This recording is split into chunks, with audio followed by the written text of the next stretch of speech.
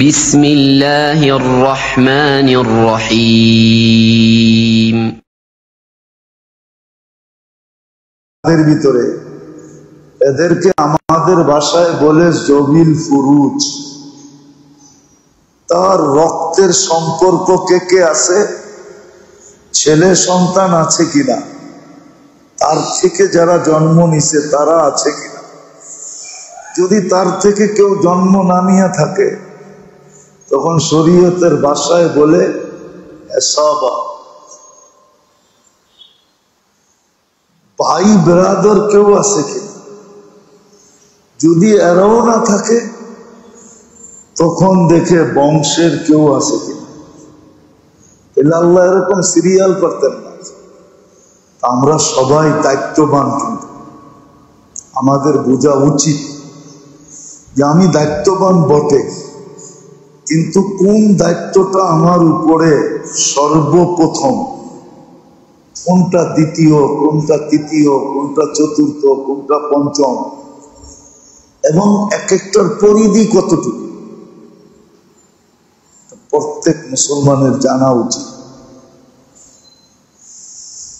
কেননা মেরে দোস্ত, আমাদের অস্তিত্বটা আল্লাহ দিছে না।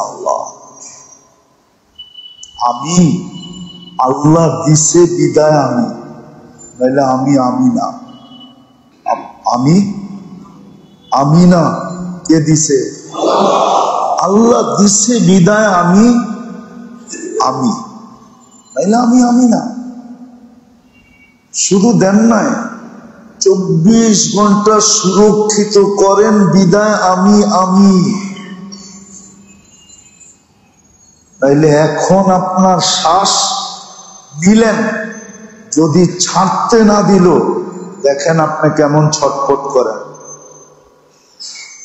কই মাছ জীবিত তেলে দিলে যেরকম ছটফট করে, এর চেয়ে বেশি আপনি করবেন না? করবেন না? যদি শ্বাস নিলেন, ছাড়তে দিল না, ছাড়লেন, নিতে দিল না, দেখেন না আপনি কেমন করেন, কেমন ছটফট করেন।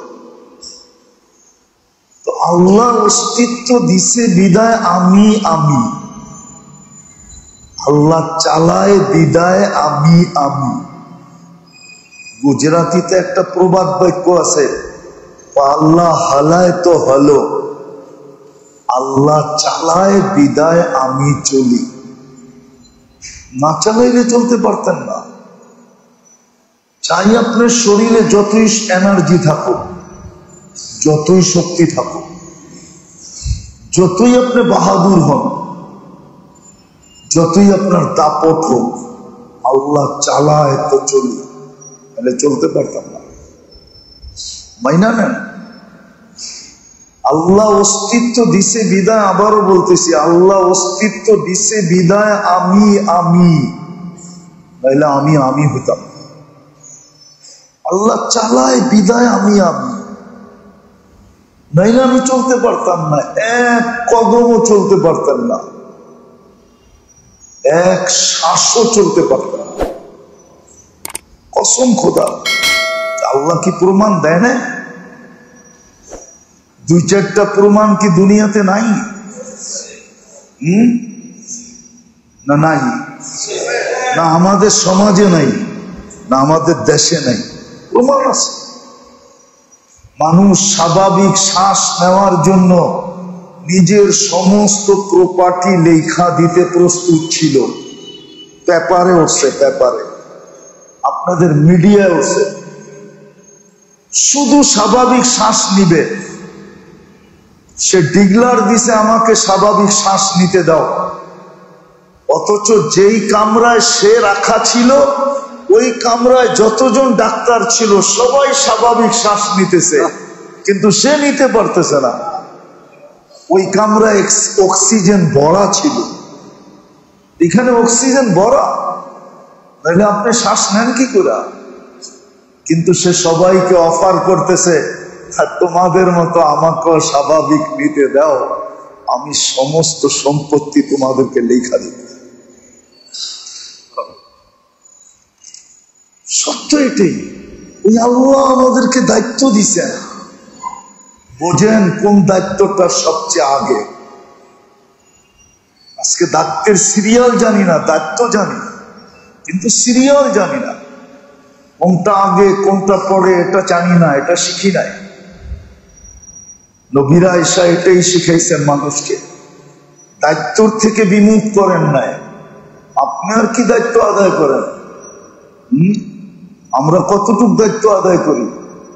মুহাম্মদুর রাসূলুল্লাহ সাল্লাল্লাহু আলাইহি ওয়াসাল্লাম তো এই দায়িত্ব পর্যন্ত শিখাইছে যে তুমি খাওয়ার প্লেটে বসার আগে প্রতিবেশীকে জিজ্ঞাসা করো তার ঘরে খাওয়া তৈরি হয়েছে কিনা।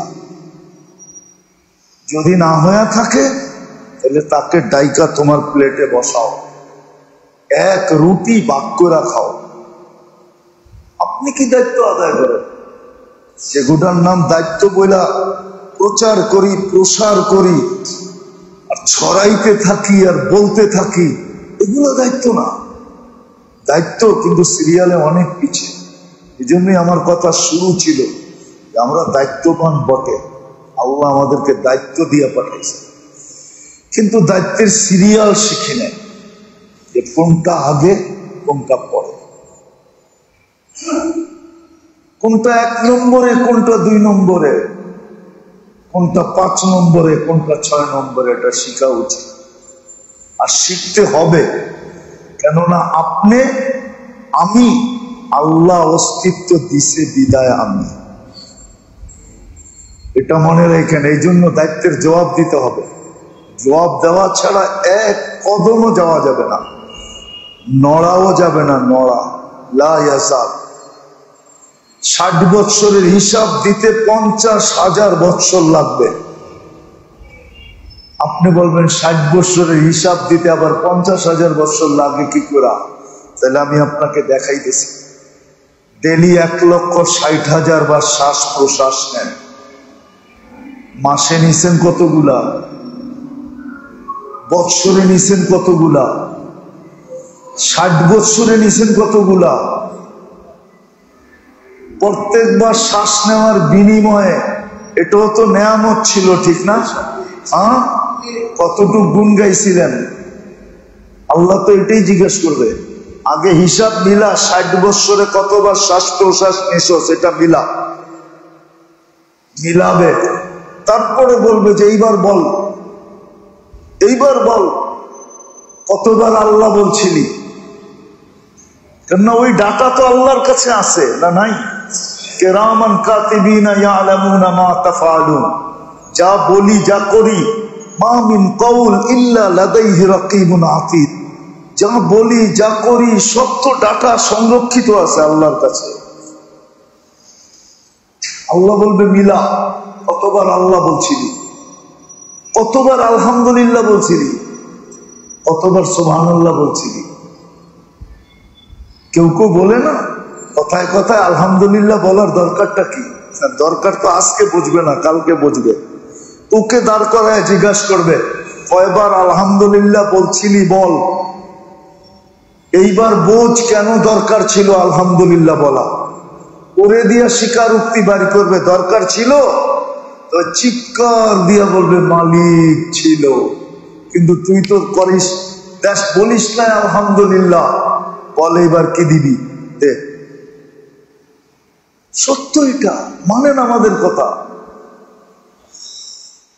প্রযুক্তির কথা যদি মানতে পারেন, বিজ্ঞানের কথা যদি মানতে পারেন, তাহলে আল্লাহর কথা কেন মানতে পারেন না? আরে বলেন না আমাকে, যে আল্লাহ আপনাকে অস্তিত্ব দিল, যে আল্লাহ আপনাকে 24 ঘন্টা সুরক্ষিত করে, টাকার পরিবেশ তো বলে না এখানে মানুষ বাস করতে পারে। বলেন, আপনাদের বিজ্ঞানী তো বলে ঢাকা বসবাসের যোগ্য শহর না না না না। আজ থেকে 30 বছর আগের থেকে শুনে আসতেছে। ঢাকার মতো দূষণ দুনিয়ার বহুত কম শহর আছে। সিরিয়াল গুলার ভিতরে একটা হলো ঢাকা, দূষণ যুক্ত শহর। আপনি বাস করতেছেন না? কি রাগ হয়ে গেলেন? বাস করেন না? দূষণ ভিতরে যায়। যায় কি যায়? গেলে আপনি বেঁচে আছেন কেমনে?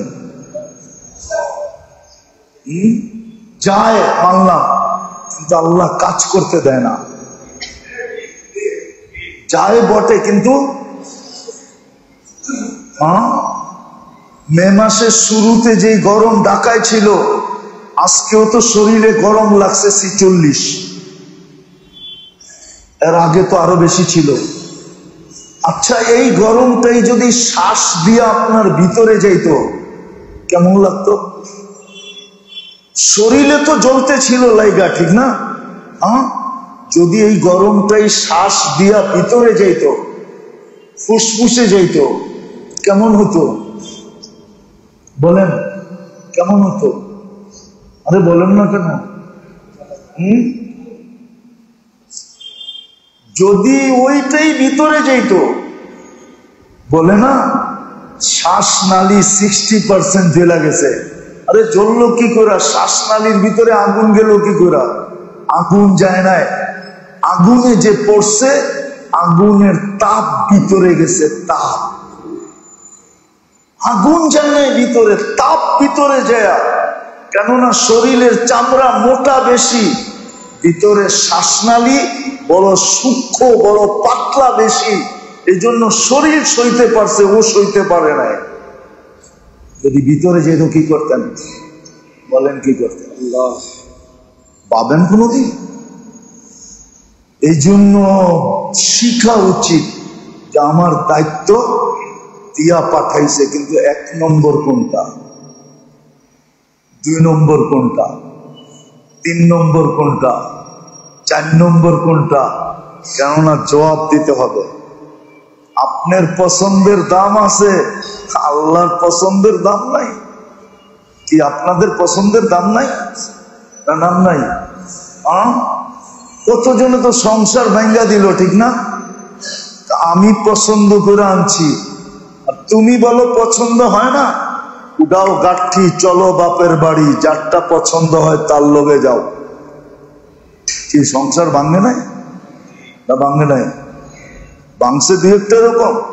আপনার পছন্দের দাম আছে, আল্লাহর পছন্দের দাম নাই। আপনাকে মানুষ হিসাবে কে পছন্দ করছে? মুসলমানের ঘরে কে পছন্দ করছে? উম্মতে মুহাম্মদী কে পছন্দ করছে? 3টা দেখাইলাম। সৃষ্টির ভিতরে শ্রেষ্ঠত্ব হিসাবে কে পছন্দ করছে? সৃষ্টির ভিতরে সবচেয়ে সুন্দর গঠনের জন্য কে পছন্দ করছে? সৃষ্টির ভিতরে সবচেয়ে সুন্দর কে পছন্দ করছে? সেঞ্চুরি দেখানো যায়, সেঞ্চুরি। আল্লাহ আপনাকে পছন্দ করলো, আর আপনার পছন্দের কোনো দাম নাই। আপনার পছন্দেরই দাম। এই জন্য শিখেন। কথার শেষ জায়গায় চলে আসছি, লম্বা করবো না। শিখেন কোন দায়িত্ব, কতগুলা দায়িত্ব, কোনটা আমার প্রথম দায়িত্ব, কোনটা দ্বিতীয় দায়িত্ব, কোনটা তৃতীয় দায়িত্ব, কোনটা চতুর্থ দায়িত্ব। আপনারা কি বলেন? মা বাপ কি বলে? সন্তান পালেন, ঠিক না? রাগ হয়ে গেলেন? এটাই তো বলেন। কি বলেন না? কি বলেন? আমি সন্তানকে কি করি? আল্লাহ তো উল্টাটা বলে, আনতুম তুরজাকুন। আল্লাহ তো উল্টাটা বলে, নাহনু ইয়ারযুকুহুম ওয়া ইয়্যাকুম লা তাকতুলু আওলাদাকুম খাশিয়াতা ইমলাক। নাহনু নারযুকুহুম ওয়া ইয়্যাকুম। সন্তান দিছি বিদায় তোরে পালতেছি, নাইলে তোর মতো মানুষকে পালে কে? আমি ডাকলো মসজিদে আসিস না, আবার তোরে পালবো? তুই বললাম। আল্লাহ বলে আমি ডাকলে মসজিদে আসিস না, তোমাকে পালবো আমি। আল্লাহ যে 99 পদের মালিক, একটা পদের মালিক হইয়া মাঝে মাঝে রাস্তায় দেখি তো, রাস্তায় মাঝে মাঝে অনেক সময় রাস্তায় দেখি, ঠিক না? দেখেন না আপনারা? আমরা গাড়ি গুড়িতে চলি তো রাস্তায় খুব দেখি, মাঝে মাঝে দেখি, পড়ার সময় দেখি। সামান্য একটু পদের মালিক হইয়া রাস্তার দাপট, মনে হয় যে ওই রাস্তার মালিক দেশেরও মালিক, আমাগো মালিক, ঠিক না? বোঝেন না? মনে হয় রাস্তার মালিক, দেশের মালিক, আমারও মালিক। সামান্য একটা পদের মালিক হইয়া এত দাপট। আল্লাহ তো 99 পদের মালিক।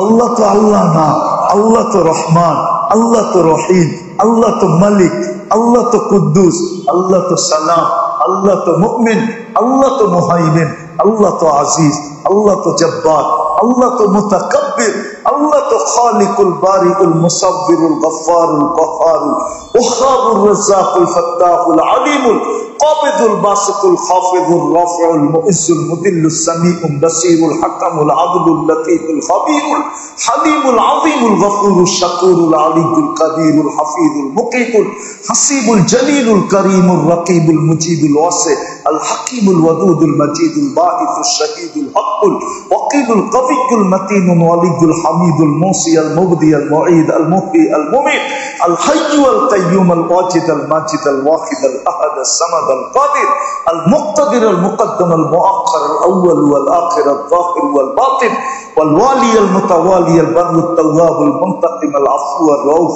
মালিক আল মুলক যাল জালাল ওয়াল ইকরাম আল মুকসিত ওয়াল জামি ওয়াল গনি ওয়াল মুগনি আল মানি আল দার আল নাফি আল নূর আল হাদি আল বদি ওয়াল বাকি আল ওয়ারিস ওয়াল রশিদ আস সাবুর জাল্লে জালালু। আল্লাহ তো 99 পদের মালিক, তার দাপট কেমন হওয়া উচিত?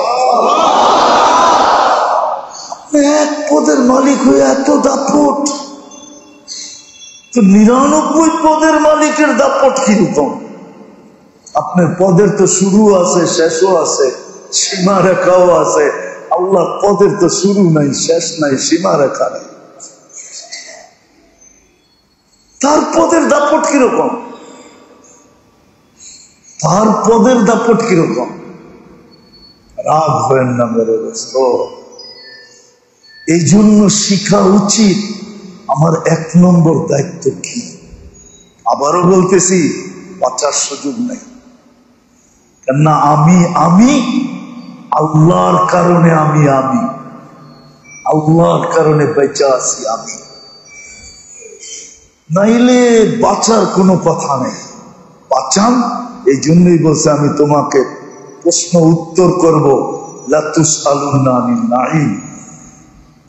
কিন্তু বলেও দিছেন, প্রশ্ন উত্তরের সম্মুখীন যদি হইতে চাও তাহলে সম্মুখীন করব, আর যদি না হইতে চাও, বাঁচতে চাও, তো রাস্তা দেখায় দিতেছি, এই রাস্তায় চলো, প্রশ্ন উত্তর থেকে বেঁচে যাবে।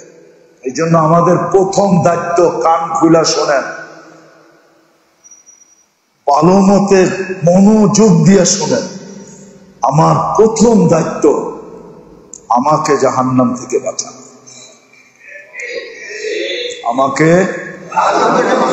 আমাকে বড় সহজ ছিল, সহজ। দোষ আমার, কপাল খারাপ আমার, আমি বুঝাইতে পারি না। বড় সহজ ছিল, আমি দেখাইতেছি। পুরা বাজারের মানুষ যদি মাগরিবে বলতো, মাগরিব পড়তো, মসজিদে জায়গা হয় না, রোডে দাঁড়ায় যেত, রোডে জায়গা হয় না, দোকানে দাঁড়ায় যেত, দোকানে জায়গা হয় না, মার্কেটের ভিতরে দাঁড়ায় যেত, মাগরিব পড়তো আর 7 বার আল্লাহুম্মা আজিরনি মিনান নার পড়তো। আল্লাহর রাসূল বলে জাহান্নাম থেকে মুক্তি। সুবে সাদেক পর্যন্ত 1 সেকেন্ড আগেও যদি মারা যাও, তোমার জাহান্নাম থেকে মুক্তি। আবার ফজরে যদি পড়তো, এই জন্য তো আমি বলি 3 ওয়াক্ত জুমার চেয়ে বেশি ভিড় হওয়ার কথা ছিল। মাগরিব, ফজর, আসর, 3 ওয়াক্তে জুমার চেয়ে বেশি ভিড় হওয়ার দরকার ছিল। জুমা এত বড় ফজিলত নাই, যেটা মসজিদ আইসা একবারে পয়রা দিয়া, রাস্তাঘাট বড়া দিয়া ফাটায়া দেন। জুমা এত বড় ফজিলত লেখা নাই। আছে, জুমার গুরুত্ব আছে, এত বড় ফজিলত লেখা নেই যে জুমা পড়বে দুজক থেকে মুক্তি, মাগরিব পড়বে দুজক থেকে মুক্তি যদি 7 বার আজির মিলিনার নার পড়ে, ফজর পড়া যদি পড়ে তো দুজক থেকে মুক্ত। ফজর আর আসর পড়লো সে যেন জান্নাতের ভিতরে আসে, ভিতরে। যেমন কেউ পানির ভিতরে ডুব দিয়া থাকলে দেখা যায় না, এরকম সে এখন ডুব দিয়া আছে, মরবে আর বাইশা উঠবে জান্নাতে। মান সাল্লাল বারদাইন দাখালাল জান্নাহ। 3 ওয়াক্তে জুমার চেয়ে বেশি ভিড় হওয়ার কথা ছিল। আফসোস আমার জাতির উপরে, আফসোস আমার কপালের উপরে যে আমি বুঝাইতে পারি না। মাপ চাই আল্লাহর কাছে যে কিয়ামতের দিন আল্লাহ না ধরে যে তুই বুঝাইতে কেন পারলি না। সর্বপ্রথম দায়িত্ব হলো নিজেকে জাহান্নাম থেকে বাঁচানো, দ্বিতীয় হইল পরিবারকে বাঁচানো। কথা ওইখান থেকে বাহির হয়ে গেছিল। আমরা বলি পরিবার পালি, ঠিক না? হ্যাঁ, আল্লাহ বলে তুমি পরিবার পালো না, পরিবারের কারণে আমরা তোমাকে পালি। ধনীরা বলে আমরা গরিব পালি, ঠিক না? এটাই তো বলে, কি এটা বলেন না? বলে না? কি এটাই তো বলে। কিন্তু আল্লাহ রসুল বলে না, আনতুম তুরজাকুনা বিগুরাবাইকুম, গরিবদের কারণে আমরা তোমাকে পালি। নাইলে আমি আল্লাহ পাওয়ারফুল তোমাকে ডাকি আর তুমি মসজিদে আসো না, নামাজে আসো না, আমাকে মানো না, তোমাকে আমি পালবো? আপনি পালবেন নাকি? কর্মচারী বিরুদ্ধে গেলে পালবেন? চাকরিতে রাখবেন? হ্যাঁ, একটু বেয়াদবি করলে তো রাখেন না, কার ধাক্কা দিয়ে বাইর করে দেন, ঠিক না? আল্লাহ যদি ওই সময় পিছন থেকে বলতো চল তুই একটা দিস, আমি তোরে 2টা দেই। সকাল বেলার ধনীরে তুই ফকির সন্ধ্যা বেলা, ঠিক না? নদীর এপার ভাঙ্গে ওপার করে, এই তো নদীর খেলা। সকাল বেলার ধনীরে তুই ফকির সন্ধ্যা বেলা। আল্লাহ বলে ইচ্ছা করলে বিকাল বেলা তোকে আমি ফকির বানায়া হাতে থাল দিয়া রোডে বসায়া দিতে পারি। বিশ্বাস হয় না? হয় না? বসায়া দিতে পারে। বলবো না, বললে চিনবেন। বলবো না, মাঝে মাঝে বিদেশে যায় দেখি তো, তখন আমি মনে মনে ভাবি যে দেশে তো তোকে আল্লাহ খোরা দিয়া বসায় না, এইখানে বসায়া দিছে। বাঙ্গেই বইলা দিই, রমজানে মাঝে মাঝে দেখি বাংলাদেশের বড় বড় পয়সা আলা সৌদি আলাদা দস্তরখানে বইয়া খেজুর লাড়তে থাকে। তখন মনে হয় যে ও তো খোরা লইয়া বইয়া রয়েছে। ইচ্ছা করলে তো ও এরকম 20টা দস্তরখান বিছাইতে পারতো, ঠিক না? টাকা কি আল্লাহ কম দিছে? আল্লাহ স্যাটেলাইটকে বলতেছে ছবি তুল, ওর দেশে যত বড়ই হোক না কেন এইখানে আইসা ও খোরা নিয়ে বয়া পড়ছে। মনে হয় বুঝাইতে পারি না। ও ইচ্ছা করলে 20টা দস্তরখান লাগাইতে পারতো, কিন্তু লাগায় নাই।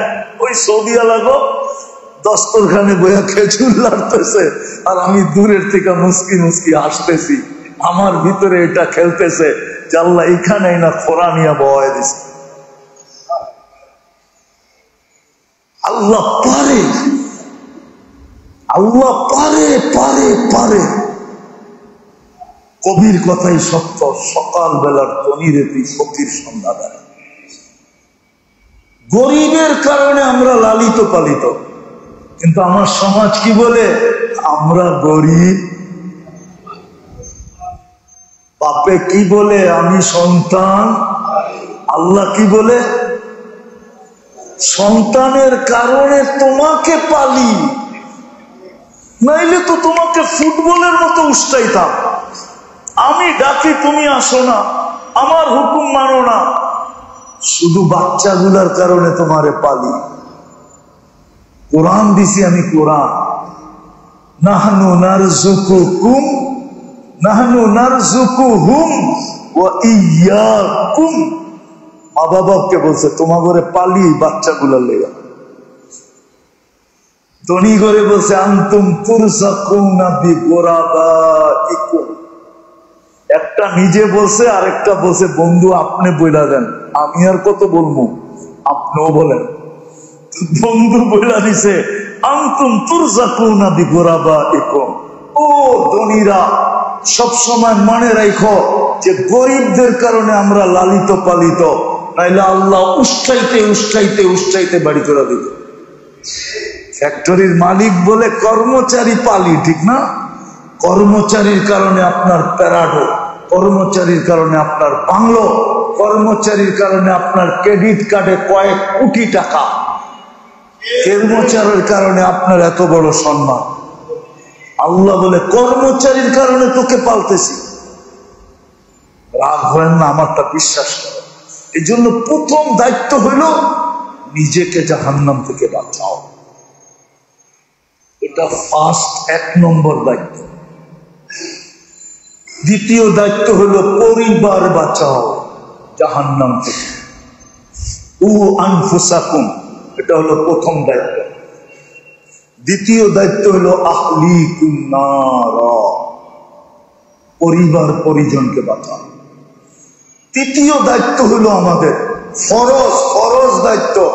যেরকম মাগরিবের নামাজ ফরজ ছিল, এটাও ফরজ।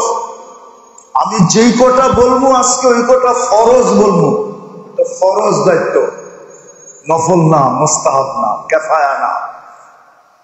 তৃতীয় দায়িত্ব হলো যেই পরিবেশে থাকো ওই পরিবেশকে জাহান্নাম থেকে বাঁচাও। কইলে তো তাবলীগালারা রাগ হয়ে যাবো সব, চিল্লায় যায় মাইসের পাও ধরে, অথচ বাড়িতে বৈশা ছেলের পাও ধরে না, বাড়িতে বৈশা বউর পাও ধরে না। ও দিনাজপুর যায় আর একজনের পাও ধরতেছে, চিল্লায় বেরো, চিল্লায় বেরো। গরু কেটটা খাওয়াইতেছে, কিন্তু মহল্লায় কেটা খাওয়ায় না। মহল্লায় কেটা রাগ হয়ে যাবো তো আমার কথা শুনলে সব। কব গঙ্গা দিহি উল্টা চলতেছে, মহল্লায় গরু কেটা খাওয়ায় না, ওই দিনাজপুরে যে খাওয়াইতেছে, পঞ্চগড় যে খাওয়াইতেছে। রাগ হয়ে গেলেন? কিচ্ছু আসে যায় না রাগ হইলে। ফেরেশতা লিখতেছে, ট্যাপ করতেছে, আমারটাই সত্য হবে। আমি গাইটা বলতেছি। এই তিনটা ছিল ফরজ দায়িত্ব। তারপরে আল্লাহর ওয়াদা ছিল, ওয়াদা। তারপরে আল্লাহর ওয়াদা ছিল আসলাহাল্লাহু বাইনাহু ওয়া বাইনা খালকি। আল্লাহর ওয়াদা ছিল এই তিনটার দ্বারা আল্লাহর সাথে সম্পর্ক হবে, ফরজ আদায় হবে, আল্লাহর ওয়াদা পুরা হবে। আল্লাহ বলে বাকিগুলো সব আমাদের দায়িত্ব, তোর দায়িত্ব না। বাকি সব সম্পর্ক আমরা ঠিক করে দেব, সবকিছু এলোমেলো আমরা বুঝাই দেব। আমাদের তিনটা ফরজ দায়িত্ব: নিজেকে বাঁচানো, পরিবারকে বাঁচানো, যেই পরিবেশে আমি বাস করি ওই পরিবেশকে বাঁচানো। এটা আমার সর্বপ্রথম ফরজ। বিশ্বাস হয় না? তাহলে তকি উসমান রে ফোন করে জিজ্ঞাসা করেন, ওনার লেখাপড়া। এই তিনটা আমাদের সর্বপ্রথম ফরজ দায়িত্ব। নিজেকে বাঁচাও, পরিবার বাঁচাও, তোমার পরিবেশ বাঁচাও, তোমার মহল বাঁচাও, এলাকা বাঁচাও, এলাকাকে বাঁচাও, জাহান্নাম থেকে বাঁচাও। আযাব যখন আসবে তখন তোমার এলাকা যেন বেঁচে যায়। আর আল্লাহ হাজারো এলাকা বাঁচায় দেখাইছে, হাজারো এলাকা। আযাব আসছে, কিচ্ছু হয় নাই। আর হাদিসে আছে, হাদিসে আছে যেই এলাকা এই দায়িত্ব পুরা করবে, যেই এলাকা এই দায়িত্ব পুরা করবে, ও পড়ছেন, তালিম করছেন, বোঝেন নাই, ফাজাইলে আমল উঠান, এখন দেখায় দিব। আকাশ থেকে আযাবের সিদ্ধান্ত হইছে, কিন্তু দেখতেছে রাস্তার ভিতরে হাঁটতেছে, এরা এলাকা পরিবর্তন করার জন্য গলি গলি ঘুরতেছে। আল্লাহ বলে আযাব উঠায় দাও। এটা তো লয়ে গেছেন ওই পঞ্চগড়ে, এটা তো লয়ে গেছেন কই দিনাজপুরে, এটা তো লয়ে গেছেন কই নীলফামারীতে, এটা লয়ে গেছেন টেকনাফে, এটা তো নিজের মহল্লায় রাখেন না। এটা তো মহল্লার কথা বলছে, যে তার পরিবেশকে বাঁচানোর জন্য, পরিবেশ বাঁচানো। তিনটা হলো 1 নম্বরের ফরজ দায়িত্ব, বাকিগুলো আল্লাহর ওয়াদা আছে। আমরা তো বুঝি না এই উম্মতকে আল্লাহ এত ক্লান্ত করার পক্ষে ছিলেন না। আজকে উম্মত নিজে নিজে ক্লান্ত হইতেছে। আল্লাহর কি দোষ? আল্লাহর দোষ কি? আল্লাহ তো এই উম্মতকে এত ক্লান্ত হইতে বলছিলেন না। এত ক্লান্ত হওয়ার দায়িত্ব এই উম্মতকে দিছিলেন না যে সেই মিরপুরের বাইরে সে ফজর নামাজ পড়া, ইসলামপুরে ব্যবসা করে আবার মিরপুর যাইতে যেতে ফজর হয়ে যাবে, ঠিক না? যদি জ্যামে আটকায় গেল কি ফজর হয় না? হয় না? আরে না হইলেও তো কাছাকাছি তো হয়। হ্যাঁ, 12টায় পৌঁছলে আজকে ফজরের নামাজ হবে, ফজরের সুবে সাদেক হবে আজকে কয়টায়? 3টা কততে? 3:54-তে। তো 12টায় যদি মিরপুর পৌঁছে বাকি আছে কতটুকু? কাপড় খুলবেন কোন সময়, ওয়াশরুমে যাইবেন কোন সময়, রেডি হইবেন কোন সময়, ঘুমাইবেন কোন সময়, খাইবেন কোন সময়, আবার ফজর হয়ে গেছে, চল এবার ইসলামপুর। আবার এত খাটতে কয় না আল্লাহ। এত খাটার ওয়াদা ছিল না। এই উম্মতের সাথে তো বরকতের ওয়াদা ছিল, বরকতের। হুজুররা বলতে পারবে না, যত বড় হুজুর হোক, কোন উম্মতকে এই দোয়া দেন নাই। মসজিদে ঢুকার সময় আল্লাহুম্মা ফতাহলি আবওয়াবা রাহমাতিক, আল্লাহ রহমতের ভান্ডারটা আমগো বাড়ির দিয়া দেন। আল্লাহ তো দেওয়াল লেগে তো মসজিদে রাখছি। এই উম্মতকে দিচ্ছেন বরকত। এই উম্মত এতটুক কামাবে, একজন কামাবে, 100 জন খাবে। কয়জন কামাবে? কয়জন? কি খায় না? ফ্যামিলির কয়জন কামায়? কি আপনাকে ছেলে ফেলে গো বাপ দেখলে তো অন্যরকম মনে হয়, ঠিক না? কি আমগো ছেলে ফেলে গো বাপ দেখলে অন্যরকম মনে হয় না? বাইক, সাইক, গাড়ি, শাড়ি, ঠিক না? পোশাক আশাক, মোবাইল সোবাইল দেখলে মনে হয়, কিন্তু সব কামায় কে? একজন, ঠিক না? জানতো কোন জাতির ভিতরে দেখা আসেন তো, দুনিয়ায় বর্তমানে যত জাতি আছে দেখা আসেন তো, কি পেপার পুপার পড়েন না? সব আমিই পড়ি। বারাক ওবামার মেয়ে পর্যন্ত চাকরি করছে, ওর বাপে যখন রানিং প্রেসিডেন্ট ছিল। করে নাই? মনে হয় পেপারে পড়েন না আপনারা? ছদ্মবেশে যায়া ম্যাকডোনাল্ডে চাকরি করছে ওর মেয়ে, অথচ বাপ রানিং প্রেসিডেন্ট, আমেরিকার প্রেসিডেন্ট। ও জানে ওর সব চাহিদা বাপের টাকা দিয়ে পুরো হবে না, কিছু নিজেরও পুঁজি লাগবে। জান না দুনিয়ার কোন জাতির কাছে যাবেন? জান না দুনিয়ার কোন জাতির কাছে যাবেন? আপনি ইউরোপে যাবেন, আমেরিকা, খ্রিস্টান, ইহুদি, কার ঘরে যাবেন আপনি? যে একজনের কামাই দিয়া সবাই এরকম ডাটে চলে। আরে স্বামীর কামাই দিয়া স্ত্রী খাইতে পারে না হোটেলে, চ্যালেঞ্জ। স্বামীর কামাই দিয়া ইউরোপ আমেরিকাতে স্ত্রী হোটেলে বসে খাইতে পারে না। স্ত্রীর কামাই লাগবে, ক্রেডিট কার্ড লাগবে, পাঁচ করতে হবে, তাইলে খাইতে পারবে। স্বামীর কার্ড যত বড় হোক, ওই দেশের নিয়মই নেই।